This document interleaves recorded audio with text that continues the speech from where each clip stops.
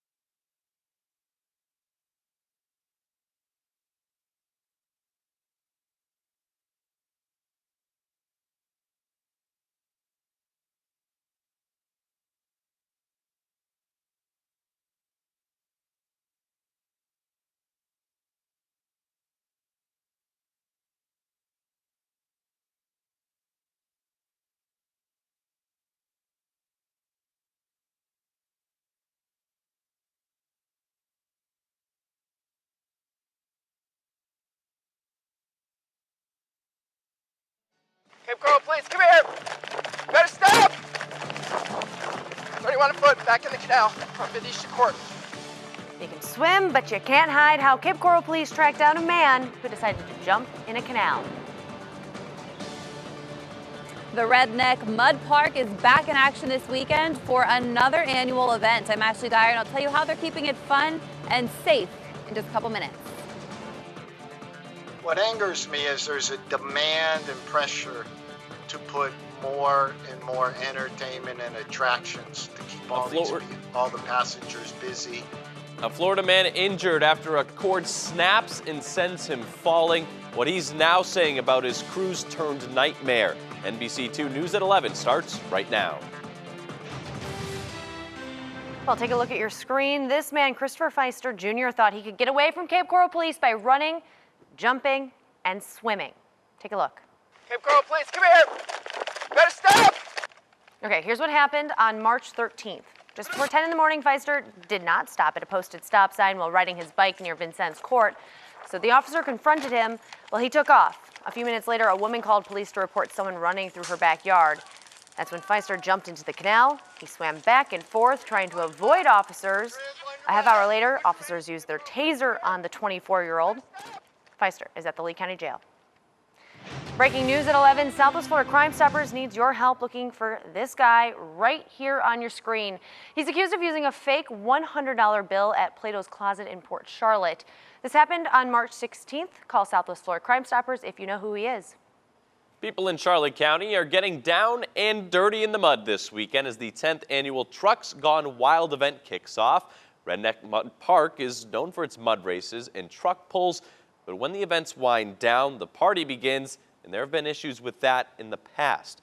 NBC2's Ashley Dyer is live from Vermont Road in Punta Gorda with more to explain how employees are going to keep this fun yet safe. Ashley.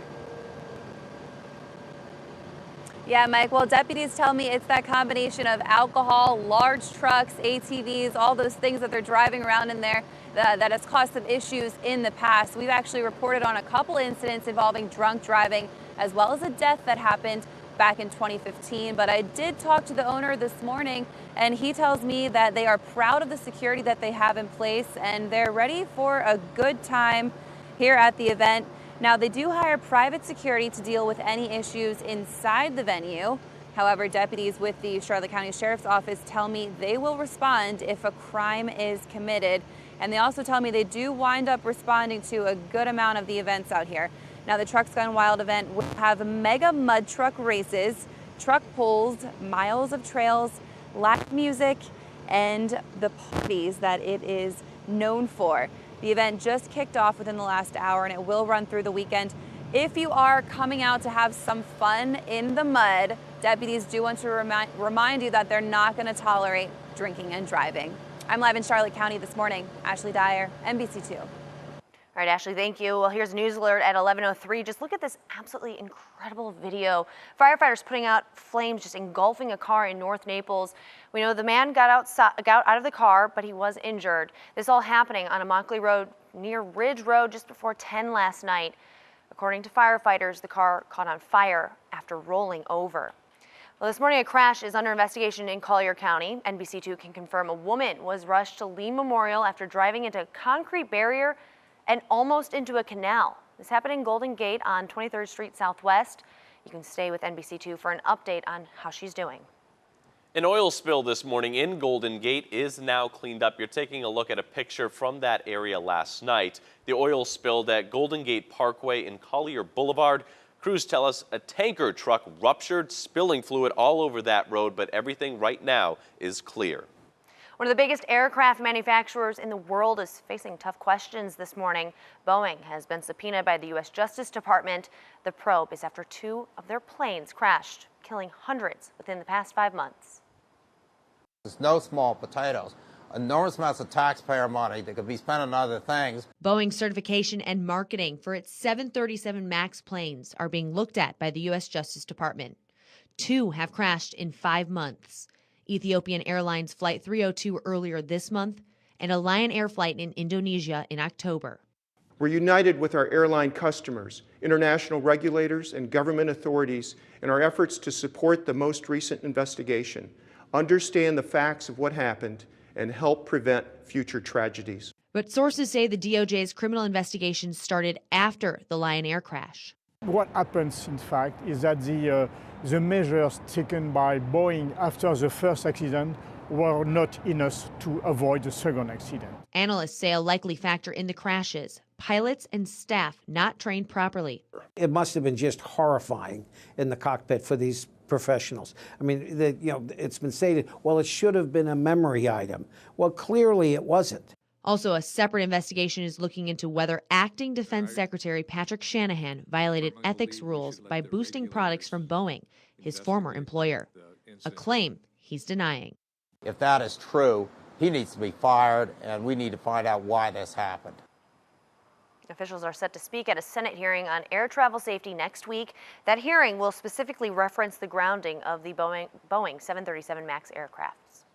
Today, President Trump is set to sign an executive order upholding free speech on college campuses. But right now, the president is getting criticism for his comments about late Senator John McCain.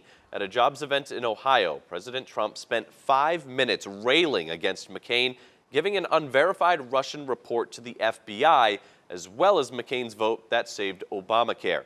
Some Republicans are coming out saying they don't agree with him. I gave him the kind of funeral that he wanted, which as president I had to approve. I don't care about this. I didn't get thank you. That's okay. We sent him on the way, but I wasn't a fan of. I think the president's comments about Senator McCain hurt him more than they hurt the legacy of Senator McCain. The president is also going after George Conway, the husband of his aide Kellyanne Conway. He's also been pretty critical of President Trump. The Florida man accused of targeting some of President Trump's critics with mail bombs is expected to plead guilty in federal court today. Cesar Sayoc Jr. has been charged with sending homemade pipe bombs to prominent Democrats such as former President Barack Obama and former Secretary of State Hillary Clinton. At least a dozen suspected bombs were intercepted before Sayoc was arrested in late October. Well, this morning, New Zealand Prime Minister Jacinda Ardern announces new gun laws following the mosque attack in Christchurch. This is video from the funerals for one of the 50 victims killed. Now, during a news conference, the Prime Minister said her administration is immediately banning assault rifles, high-capacity magazines, and military-style semi-automatic rifles like the weapons used in last Friday's attacks. The Prime Minister said it would be followed by legislation to be introduced next month. Lawmakers at our state capitol have several things on their agenda today. The House is expected to pass its major health care reform package. The Senate is talking about limiting the Constitution Revision Commission to just putting single subject amendments on a ballot. The Senate is also voting on a bill to prohibit local governments from banning vegetable gardens in people's front yards. This morning, NBC2 is giving you an exclusive look inside a home that was trashed and set on fire. This happened on Southwest 24th Avenue in Cape Coral. Neighbors tell us the fire started in the attic. When you take a close look at the damage, you can see holes, paint splattered on the walls, and screens sliced open. Because nobody lives there. This is a vacant place, so I watch a lot of teenagers going back and forth. It's a shortcut to the park, so they know that people don't live there. And kids just go back and forth, but you never know. You heard that man say that no one lives there. Neighbors tell NBC2 the home has been vacant for at least 6 years. Crews are out this morning searching for Christine Flahive in Punta Gorda. Flahive was last seen 24 years ago leaving her house on her bike. She was reported missing by her father the next day, and investigators now believe she was murdered.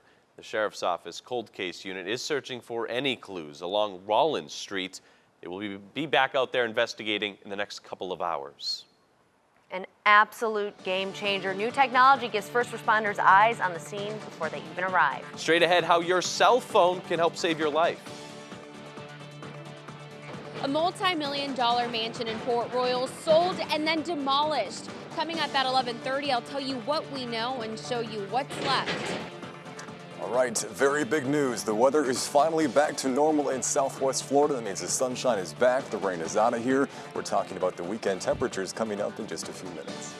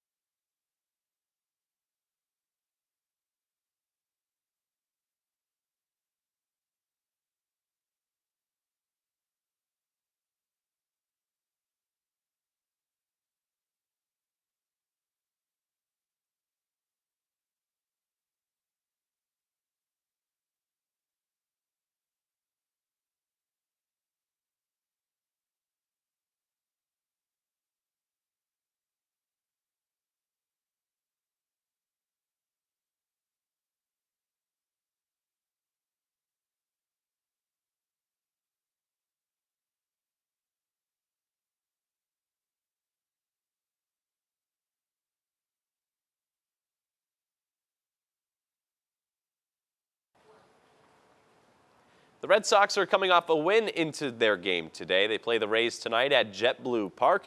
First pitch is set for 6:05. The Red Sox have only one more home spring training game for the season after tonight. Their Fort Myers finale is Saturday against the Pirates. After the Rays take on the Sox, they only have 2 home games left. One is tomorrow against the Pirates. The team's final home game is Tuesday against the Tigers.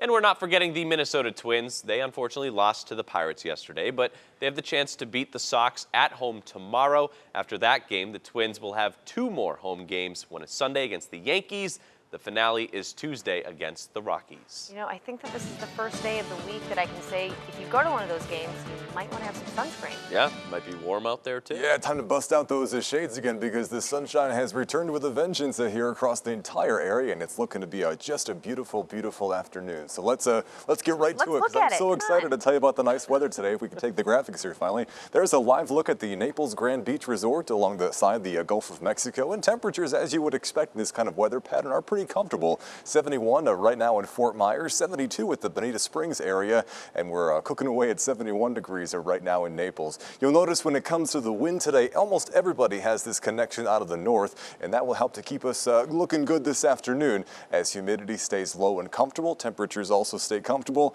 and skies stay mostly sunny for the rest of the afternoon today. You'll notice those highs are on their way to top out around 76 today toward 3 and 4 o'clock as we see loads and loads of sunshine right throughout the lunch hour, and then as we wrap things up here on this Thursday evening. Looking forward then to our forecast, what I wanted to do is just for a moment to take a good look at the visible satellite. We've been using this the past 3-4 days to show you just how cloudy it's been across the area, but today finally the sunshine has returned along the Gulf Coast of South Florida. On the other side of the state, in the east coast of South Florida, there's a lot of cloud cover here, and this is all left over from that storm system that blew through here now 2 days ago. But our weather is now coming at us from the northwest. There's a ridge of high pressure setting up over the water, and that is setting things up for what will be a beautiful Friday and an even better looking weekend as we get towards Saturday and Sunday. For the rest of the day today, though, you'll notice again that wind connection that will be fairly light out of the north, and that's helping to pull down some cooler and drier air for the night tonight. So low humidity in the forecast overnight tonight, but the temperatures that will be fairly cool for this time of year. So for today,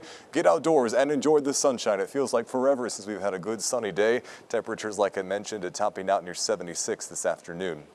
Your nighttime lows tonight, considering that northern wind fetch pushing down some cooler and drier air, well, it will be cool tonight with numbers even back in the 40s in communities like Arcadia and DeSoto County. We're talking low 50s tonight for Punta Gorda and Port Charlotte, and then more of a mid-50s temperature pattern for Fort Myers and Cape Coral. 54 tonight in Bonita Springs, and we'll call for 56 as the nighttime low temperature both at Naples and Marco Island. Speaking of Marco Island, if you like seafood, music, or the combination of the two, you ought to find yourself at Veterans Park this weekend. They have the big Marco Island Seafood and Music Festival. You got great weather no matter what day you choose to go, Friday, Saturday, or Sunday. Looking great as high temperatures during that 3-day stretch top out in the mid and upper 70s. Our next best chance of rain really doesn't even begin to arrive until Tuesday into Wednesday as the next weather disturbance moves our direction from the northwest. So enjoy a return to normalcy as dry season is back in charge of our weather here in Southwest Florida for the next 7 days.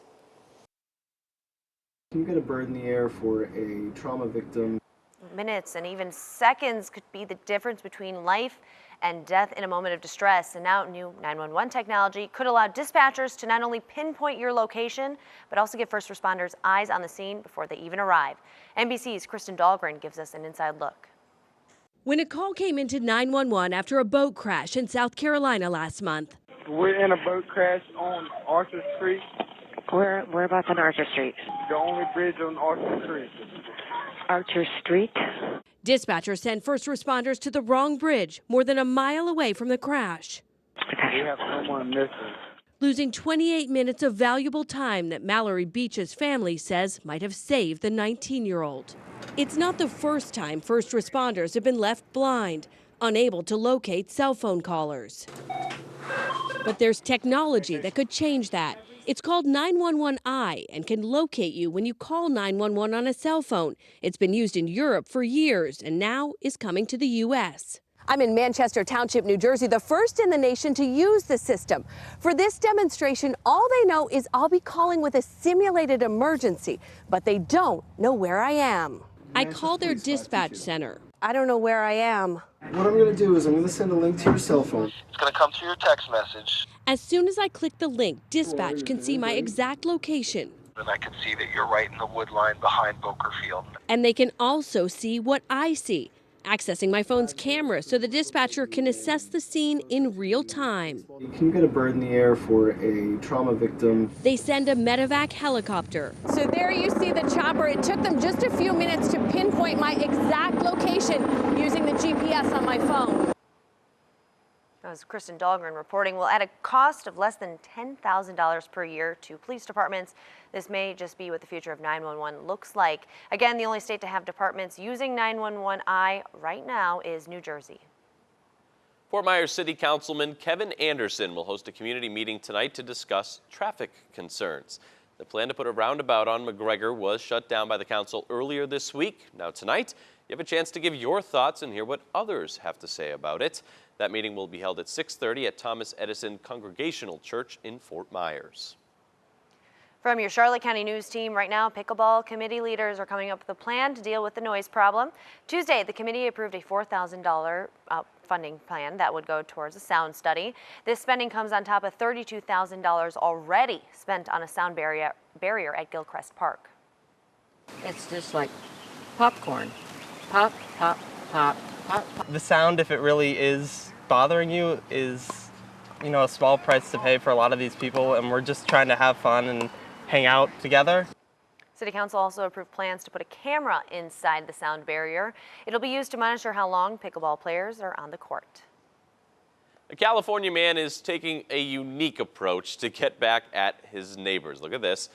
A neighbor complained that a fence in Jason's front yard was too tall and he was forced to cut it down. But after cutting it down, Jason decided to give his noisy neighbor something to really look at.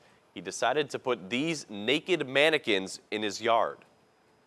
They wanted me to tear my fence down so they could see inside my yard, and now they get to. This is America. We're supposed to be able to have fences in our yards, and, you know, and have privacy. So as you saw, the mannequins are naked, but the private parts are covered. Now he was forced to cut that fence down because of code violations. Take a good look at your TV. You might be wondering, okay, what is up with that picture? What you're looking at?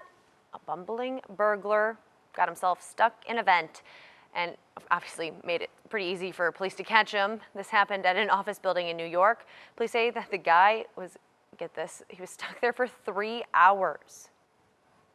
Boom. When I saw the opening of the vent, it's like this small.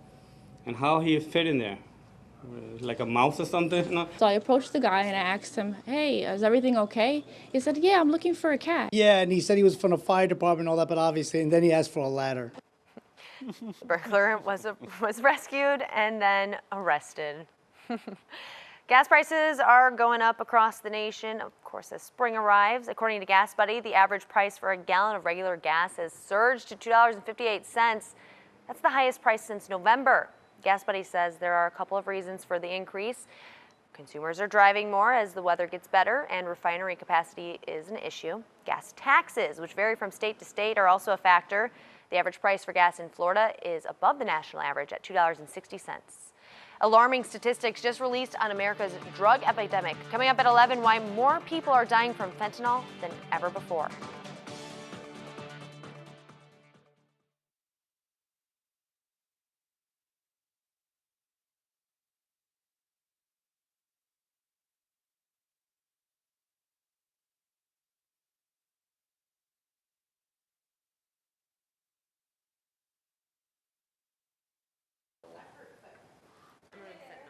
One, 2, 3, 4, 5, 6, 7, 8, 9, 10. 1, 2, 3, 4, 5, 6, 7, 8, 9, 10. 1, 2, 3, 4, 5, 6, 7, 8, 9, 10.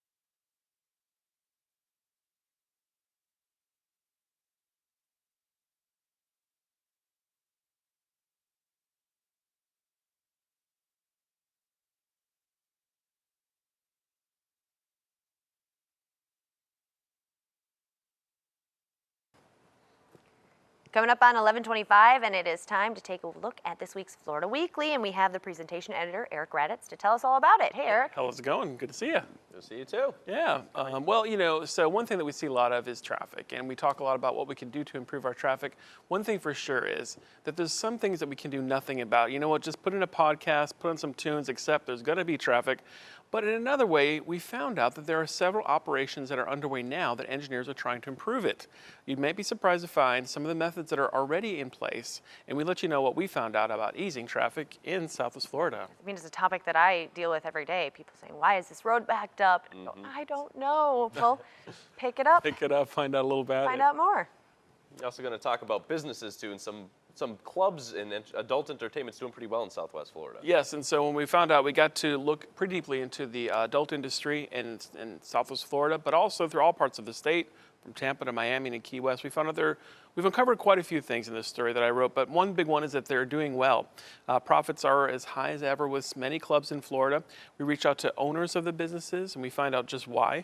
And we found out how some are reaching a different demographic these days than clubs have in the past, with couples coming out, football and WWF games, for example, and happy hours, which many say are making it a little bit of a different environment than before. Anyway, pick up this week, we found out what it's like to have some skin in the skin game. I was wondering what the reporter's face was like when you were like, you're going to go cover strip clubs. That was me. I wrote the story. Oh, well. I was kind of like, okay.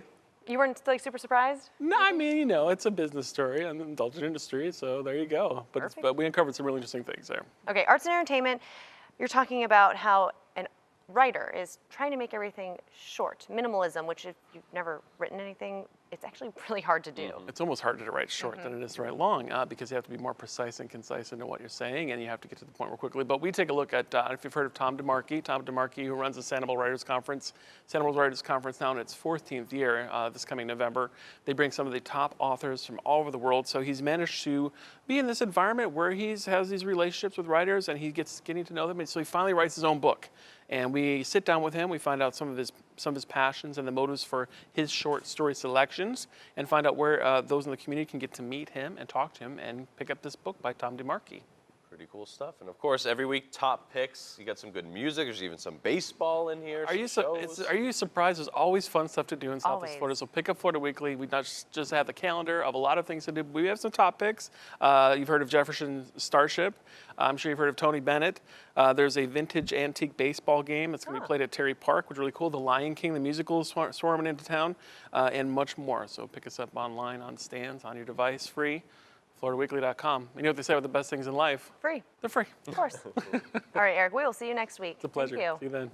A man ends up in a wheelchair after an accident on a cruise ship. Why he says it could have happened to you or me, and how he plans to keep us safe in the future. We lost roughly 700 head of hogs, so it's been a little devastating, but the worst is yet to come. We got to clean it up. As the Midwest starts to dry out, devastation creeping down the Mississippi River. We'll show you the millions of people that are trying to now recover.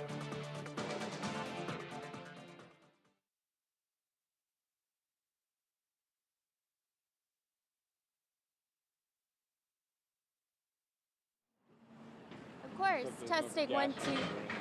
Oh, excuse me. 1, 2, 3, 4, 5, 6, 7, 8, 9, 10. Testing 1, 2, 3, 4, 5, 6, 7, 8, 9, 10. 1, 2, 3, 4.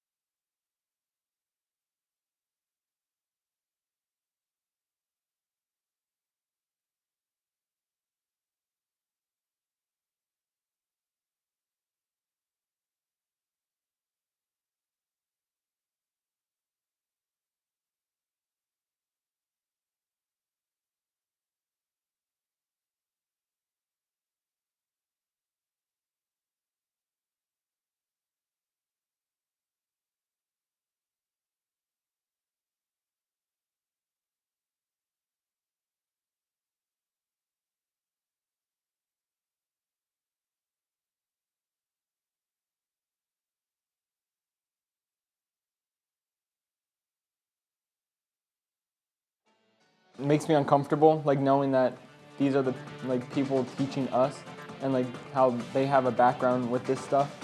Neighbors in Cape Coral shocked at what was happening in a home right next door. NBC2 has the disturbing warrant for an FSW employee's arrest. All kind of fear thoughts go through your mind. You're like, okay, what is next? Thousands of heart failure patients looking for a new treatment. Ahead on NBC2 at 11:30, the new rice-sized item that are giving patients new hope. Live, the news you count on. NBC2, News at 11. I can only imagine what kind of house they're going to put there. It's going to be huge, I would assume. It's the $22 million question. How could someone buy a multi-million-dollar home only to tear it down?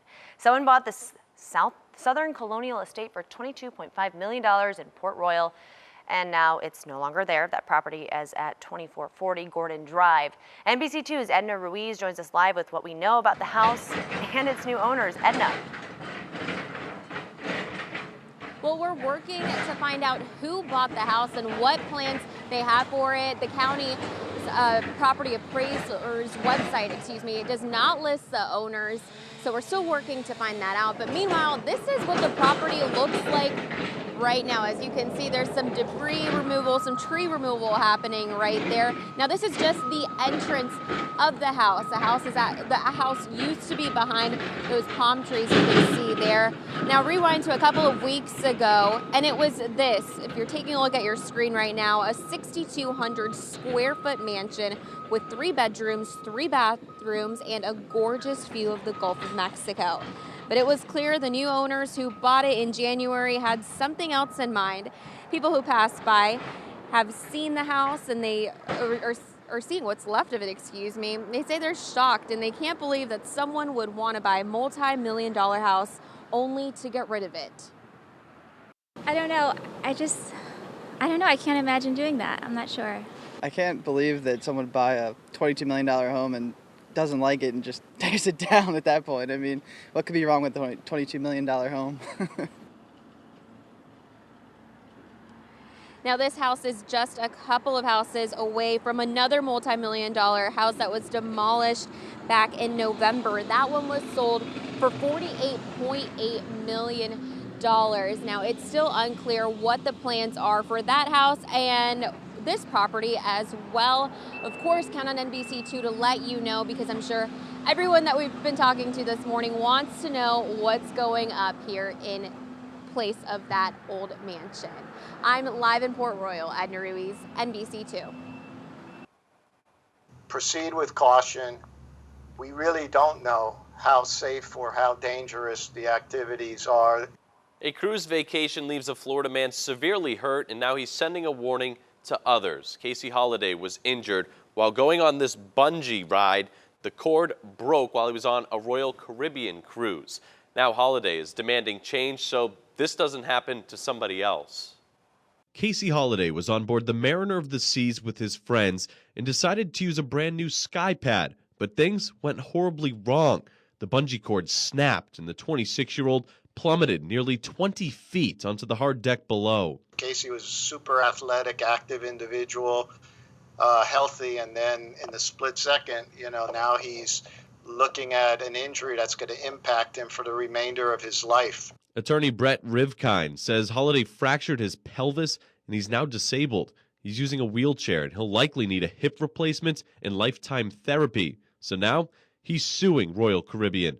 Rivkind says the cruise line staff are not properly trained to operate and maintain those type of attractions. What angers me is there's a demand and pressure to put more and more entertainment and attractions to keep all the passengers busy. Holliday took them to federal court. The cruise line released a short statement saying in part, quote, "We operate all of our ships safely, professionally, and responsibly." But that's not enough for Rivkind. Proceed with caution. We really don't know how safe or how dangerous the activities are in the manner they're being operated.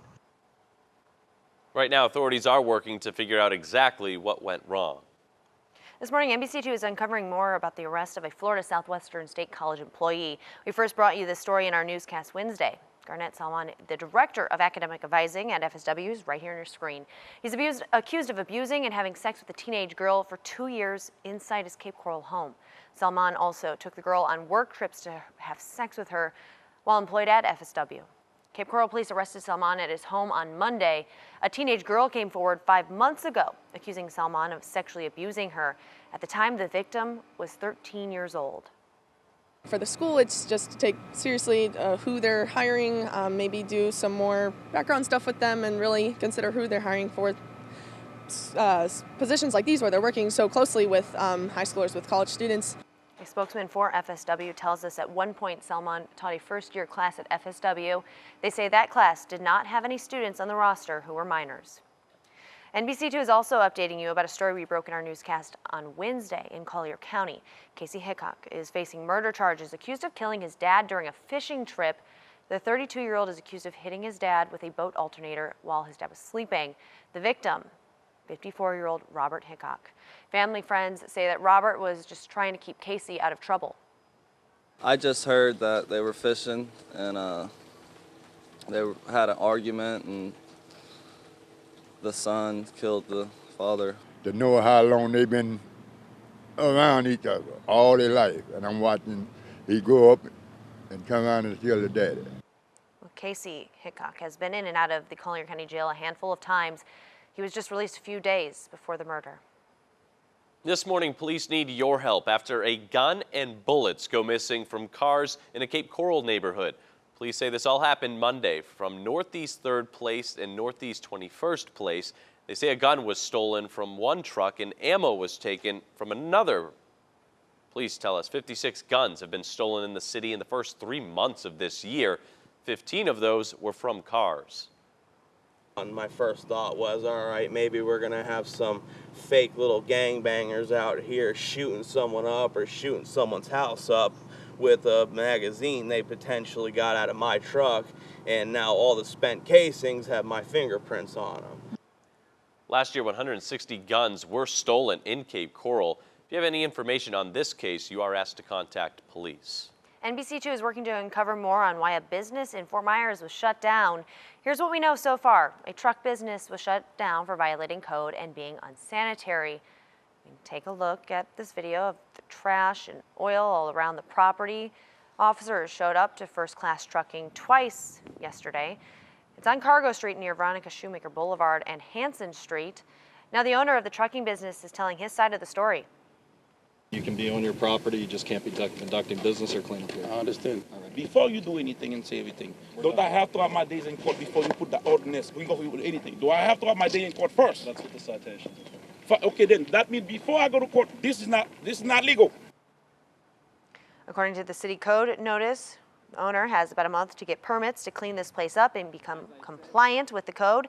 If he doesn't, within 30 days, he could face $500 fines every day or be arrested. The Florida Department of Health in Collier County is offering free HIV testing today. The CDC says more than 280,000 women have it in our country. You can get tested at the Marion Feather Medical Center in Immokalee until 4. There will also be testing available at the Department of Health in Naples and Immokalee until 3:30. The health department says everyone should get tested at least once a year. A new government study reveals the number of deaths involving fentanyl increased 11-fold between 2011 and 2016. Fentanyl is a synthetic opioid that's up to 100 times more potent than morphine. Teens, young adults, and African Americans saw the biggest increase in fentanyl-related deaths. More people have died in the East Coast and Upper Midwest. Prescription rates have fallen. However, the study suggests the increase in deaths is from the illegal drug market. It's a cancer that targets young men between the ages of 15 and 40. On today's Health Matters, Lindsay Morton finds out what you need to know about testicular cancer. The good news is the numbers are fairly low. It's actually a rather rare cancer. About 8,500 cases a year occur, and sadly 400 people a year die. Urologist Dr. Barry Blitz says testicular cancer is typically quick to find and optimistic to treat. What's been really amazing about testicular cancer is how it's gone from a very dangerous disease many years ago to one that is still dangerous but is cured more than 95% of the time. He encourages patients to do regular self-exams and talk to their doctor if they notice any changes. Self-exam starts after puberty, and it really should go on after age 40. If ever there's a change in the findings on someone's testicles, they should be seen. Studies show white men with a family history are at a higher risk for developing testicular cancer.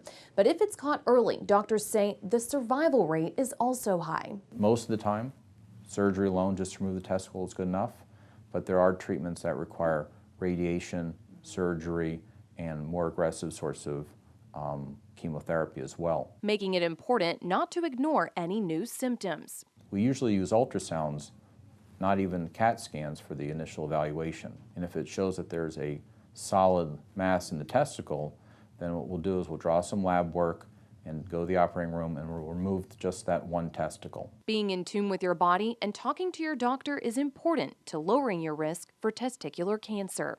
For Lee Health, I'm Lindsay Morton. Heart failure affects thousands of Americans every year, and a new device the size of a grain of rice might provide new hope. Doctors in Texas say this electrode is the size of a BB and can be implanted inside of the heart.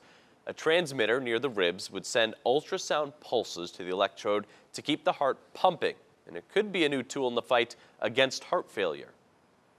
The best case scenario would be that she lives a long and happy life and heart failure is not a part of her day-to-day concerns. I feel good today. I've came a long way. Right now, just 15 people are enrolled in this trial at a Plano, Texas hospital. We'll let you know what further testing finds. Parents, some baby cough syrup is being recalled. The FDA says DG Health Naturals baby cough syrup is contaminated with bacteria that can cause vomiting or diarrhea. The syrup was distributed in Dollar General stores. You can return it there for a refund. They are slimy, poisonous, and thousands of them are taking over a South Florida neighborhood. What you need to watch out for next. Jeez, oh man. All right, the weather this weekend, though, looking really nice, all thanks to this big ridge of high pressure over the Gulf of Mexico. I'll explain how long it's looking to stay so nice coming up in just a few minutes.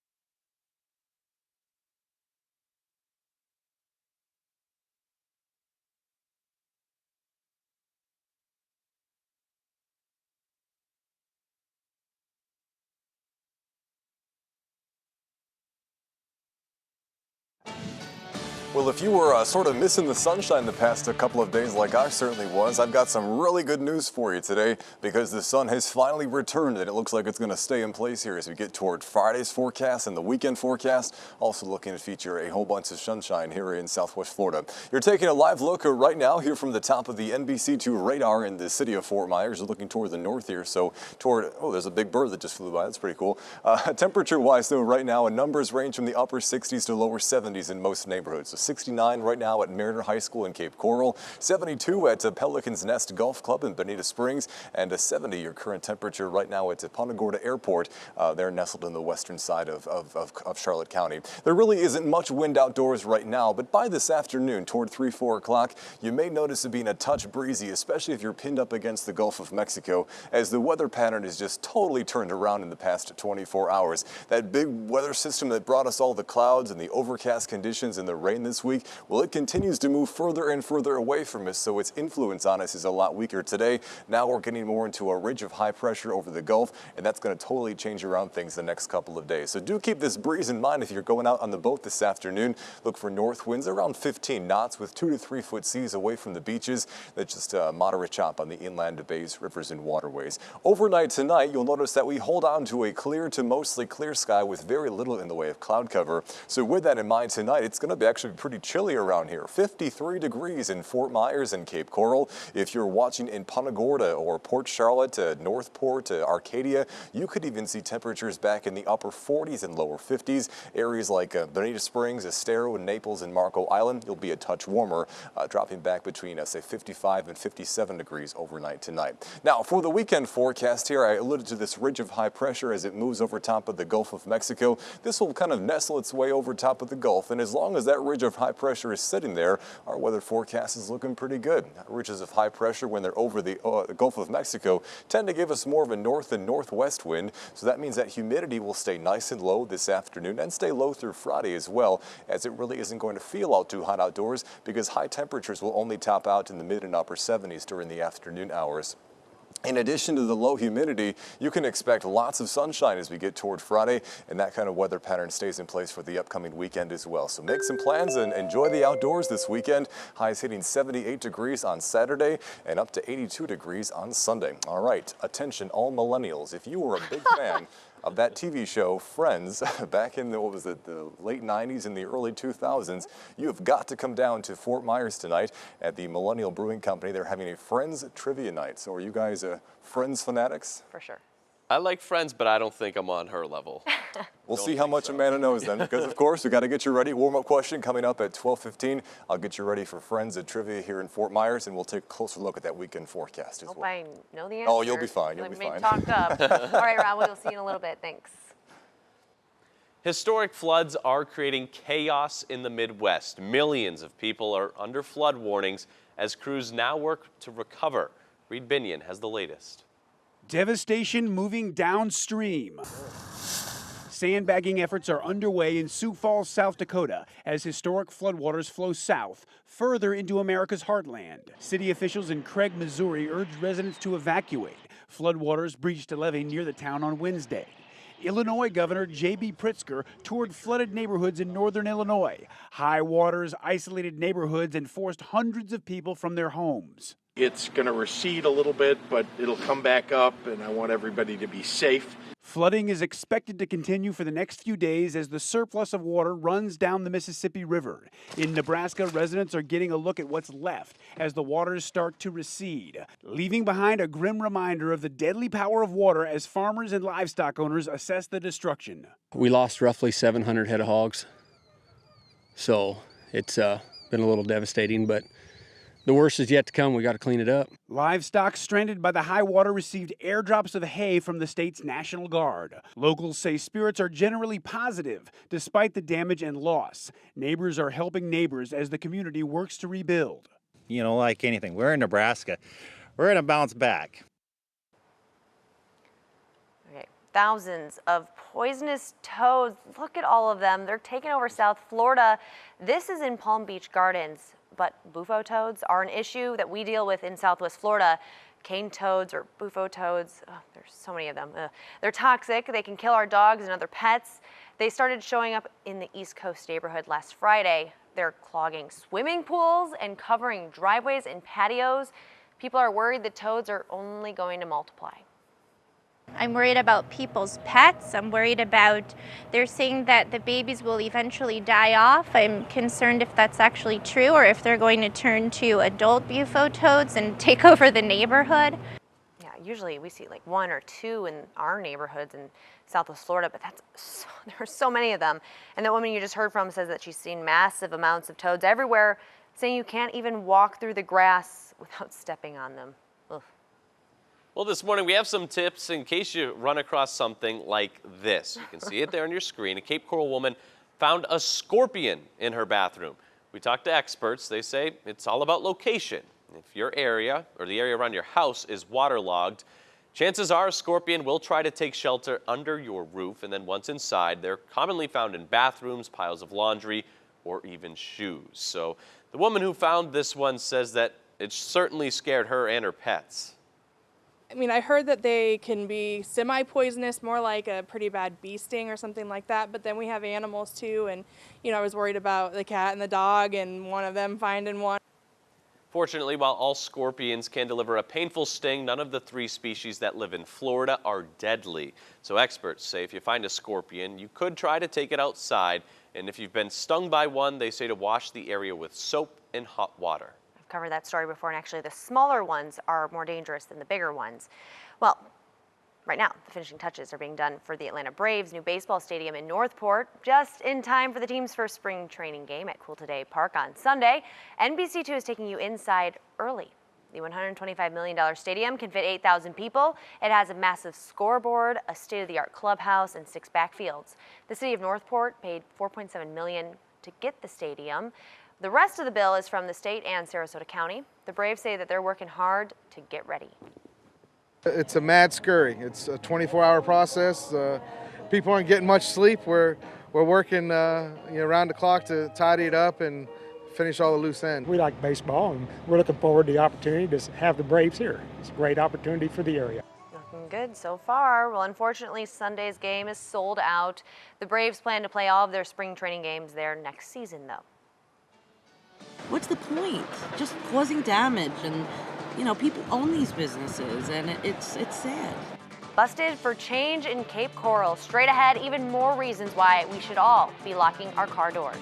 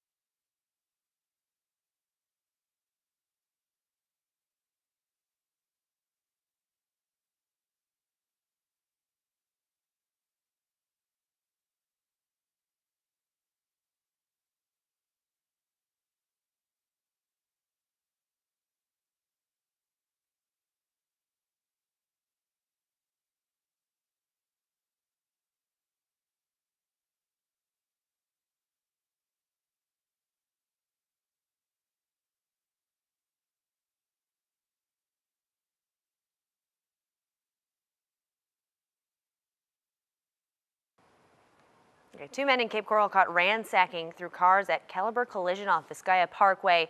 Take a look at your screen. 21-year-old Rainier Gonzalez Perez and 19-year-old Hyron Pelaez remain behind bars. Both were arrested after stealing loose change, personal items, even dumping out a vacuum to get more change. Police say the thieves got through a fence that led to the back parking lot of the business. Cape Coral police then say that Perez went through the cars while Pelaez served as a lookout. Both were caught on camera, though, from directly across the street. I live very close to here, like practically around the corner. And so that's what scares me. You know, I live alone. As a woman who lives alone, it's scary to think that these kids are so brazen. Well, deputies arrested the 2 men on several burglary charges, other burglary charges. Now they're both facing more than a dozen charges total. NBC2 reached out to Caliber Collision to see if the company has a statement. We haven't heard back yet. All new, ahead at noon. A man caught trying to escape Cape Coral police by jumping into a canal. NBC2 has the chase that followed. Well, trucks going wild this spring break. An event celebrating 10 years happening today. NBC2 takes you into the splash zone. President Trump demanding the Mueller report be released to the public, and he could get his wish in the next few days.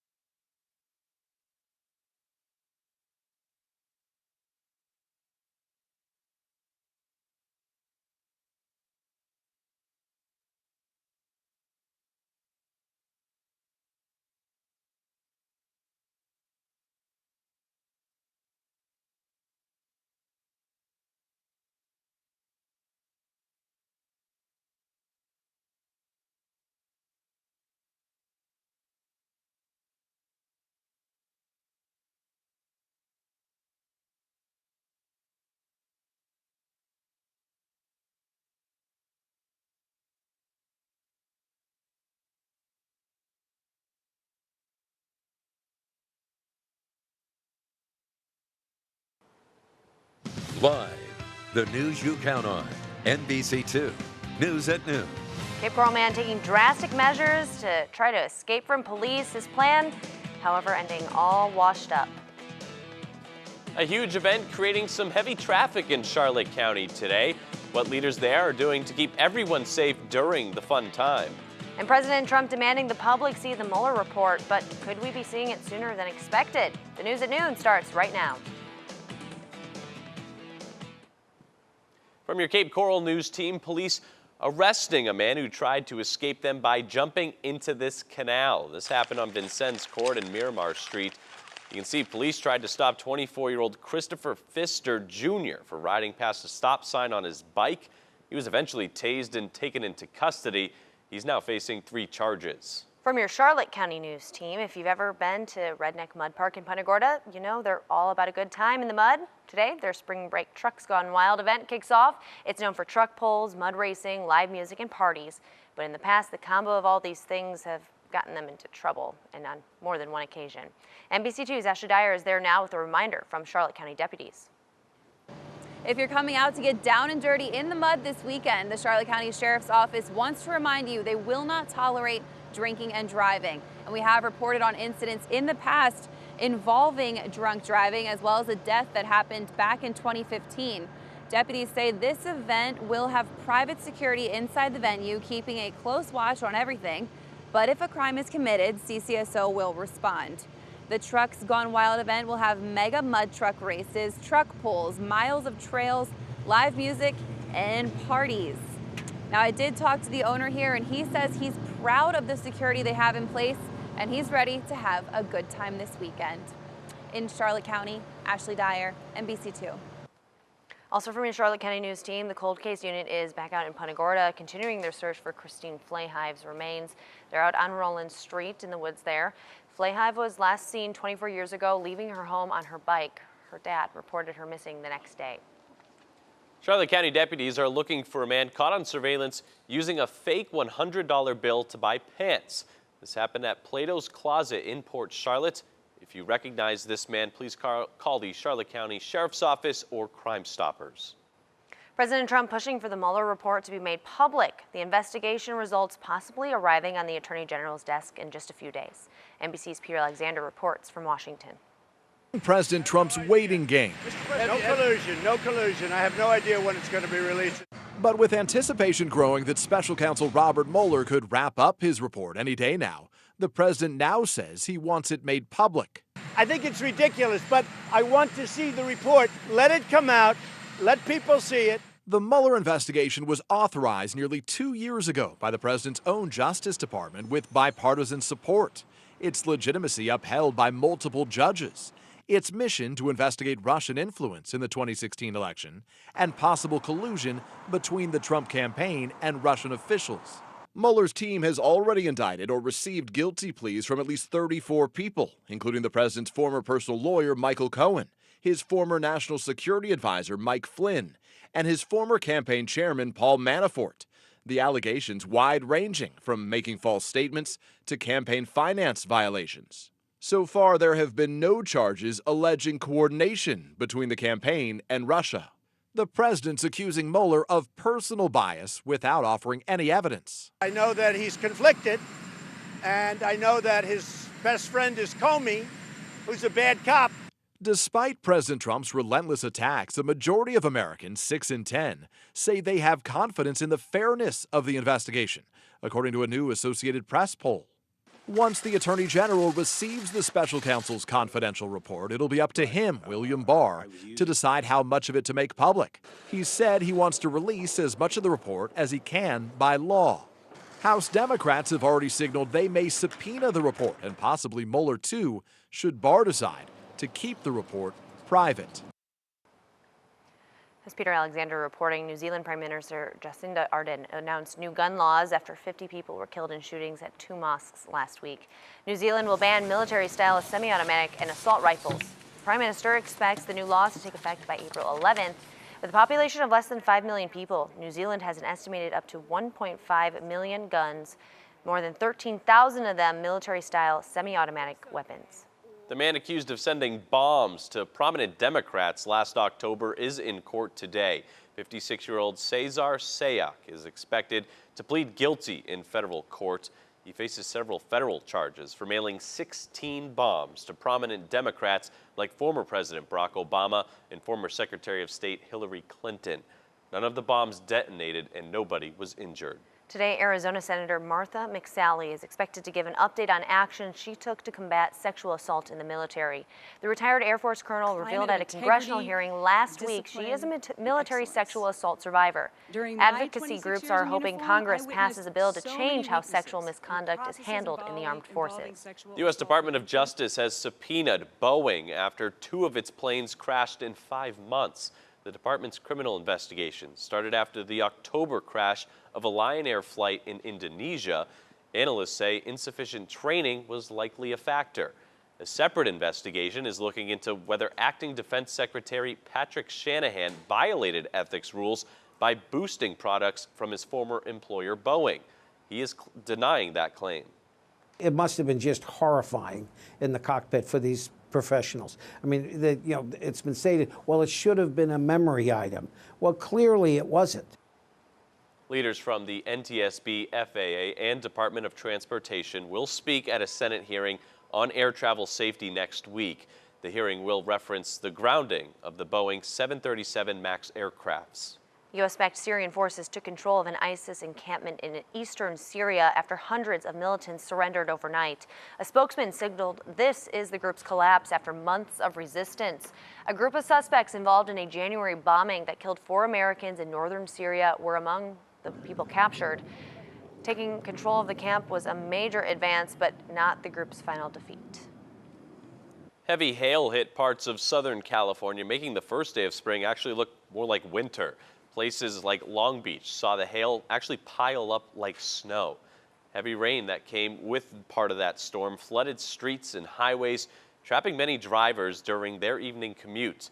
The rain is expected to continue on and off through the day today and will clear up this weekend. 12:06, let's take a look at Wall Street. Dow Jones Industrial in the green. It's actually the stock market shaking off 2 days of really sluggish trade.